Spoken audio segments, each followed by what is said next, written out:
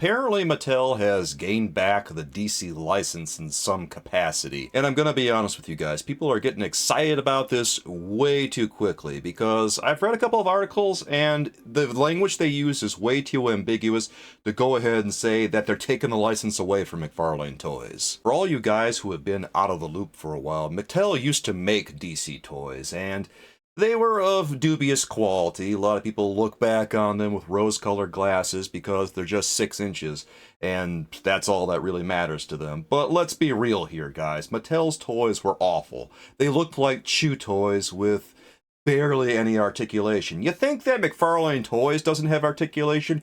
Go look at what Mattel was putting out. Those toys were trash. For every flaw that McFarlane's DC Multiverse has, Mattel's DC Multiverse was worse. Literally the only thing they had going for them was that their Build-A-Figures were better engineered. But now Mattel is getting the license back in some capacity, guys, and what does that mean? Does that mean that they're going to be making 6-inch action figures again? Well, the Los Angeles Times reports that Mattel wins back the rights to make DC-themed action figures, of course. It says here that Mattel has reclaimed the rights to create action figures and collectibles based on DC characters such as Batman and Superman starting in the second half of 2026. So, if nothing else, guys, it looks like both McFarlane Toys and Spin Masters will have the DC license to play around with for another year and a half. PJ Lewis, Mattel's Senior Vice President and Global Head of Action Figures in Fisher-Price Entertainment, says, "It's a huge deal. You're dealing with some of the greatest superheroes and some of the best action figure potential in the industry, and we're incredibly excited by that." And obviously that doesn't really mean much of anything. That doesn't tell us anything. That just tells us that they're excited to make DC action figures again. By the way, guys, they never really lost every single piece of the DC license to begin with. Fisher-Price was still making their own thing for little kids and stuff, so they still had that, but they didn't have all the more adult collectibles that we've been seeing from both Spin Masters and McFarlane Toys. And the article does note that when they lost the license, Mattel was still allowed to produce DC-themed toys aimed at girls and preschoolers. Now, one paragraph does note that this new deal could help fuel sales for Mattel as it competes with contenders such as Hasbro, which produces Marvel superhero action figures. Not that that necessarily means anything, because Hasbro is just their competition to begin with. But if they really are competing, then they would have a similar line to Marvel Legends. But we don't know if that's going to happen yet. It's also noted that Mattel and Warner Bros. Discovery did not disclose the agreement's financial terms, so we really don't know what's going on behind the scenes. It also goes on to say, "This renewed partnership will reflect our shared passion for engaging and inspiring fans and collectors of all ages," Nick Caramanos, Mattel's Senior Vice President of Entertainment Partnerships, said in a statement. Down below it says that Robert Oberschelp, head of Warner Bros. Discovery Global Consumer Products, said the DC brand is one of the company's crown jewels and the battle to obtain the licensing rights was highly competitive. The company considered manufacturers' business models and track records in design work, distribution, and innovation when weighing options.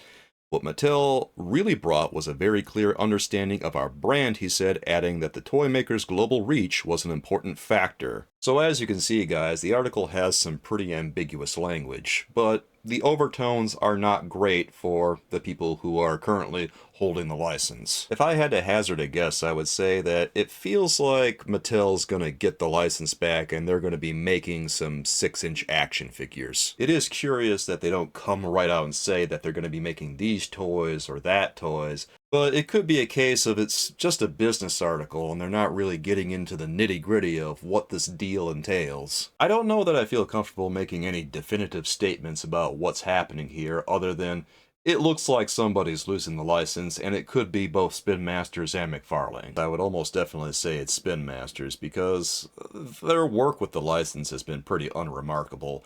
I haven't been blown away by what I've seen, and they've made some pretty okay looking toys, but ultimately the product they've been putting out has been pretty ho-hum, and I haven't really felt the need to go and collect any of it. And McFarlane Toys has made their own questionable decisions, but they've also made a lot of good decisions. For every bad thing that McFarlane Toys has done with DC Multiverse, you can also say just as many good things.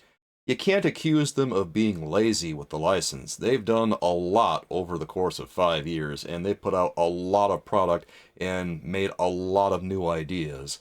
They've innovated a lot, for better or for worse, guys. And they've absolutely pushed the brand forward in a way that Mattel never would have. And if we do wind up losing McFarlane's DC Multiverse, I think it's going to be this curious little piece of history that we can look back on fondly. Sort of the way that we do Toy Biz's Marvel Legends, where they too put out a lot of product in a very short period. And just like McFarlane, they weren't perfect either, but at least they pushed the envelope. At least they tried new things. At least they gave us a taste of what could be if we just tried. Not to mention, the toys have been very affordable compared to other brands. I mean, they've held on to that $19.99 price tag for the longest time. That blows my mind for the level of detail and articulation and everything else that we've gotten, guys. I think what we're really underestimating, guys, is the number of people who have been collecting McFarlane's DC Multiverse and started over on DC Multiverse after Mattel lost the license. And now they're going to have to start their collection all over again. I think we know perfectly well that if Mattel gets the license that we think they're going to, then they're not going to continue the 7-inch scale. They're going to make 6 inches. They're almost definitely going to do that. It'll draw in a bunch of Marvel Legends collectors, but it'll completely alienate the existing DC Multiverse collectors. So this is a totally lose-lose situation, guys. Either you alienate the existing 7-inch collectors, or you try to placate the 6-inch Marvel Legends collectors. Well, we still don't know that much, guys, and regardless of what happens, I am going to be keeping an eye on it, and if it is what we think it is, then we're going to see what happens with Mattel, and whatever they put out first, maybe we'll check it out sometime in 2026. Bear in mind, guys, we got until 2026 for this to take effect, and we've also got a lot of info that we could get in the meantime. By the time I post this, who knows? We may know even more than we already do, and maybe this will be a big nothing burger, or it could be a whole something burger. But I just wanted to come here and talk about it a little bit, guys. Mattel is getting that DC license back in some capacity, so be tentatively excited, I think. Or have a nagging feeling of dread. I guess it depends how you feel about Mattel's output. Personally, I hate it, but, you know, maybe it won't be so bad. The toys across other lines have gotten pretty okay. I'm just, God, not looking forward to getting a taste of their terrible DC action figures again. Well, what do you think about this, guys? Are you excited for the possibility of Mattel making 6-inch DC action figures? Are you more of a McFarlane fan? Are you completely ambivalent about the situation? I don't know, guys.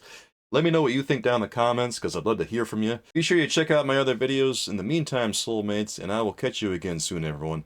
Thanks for watching. Bye-bye, guys.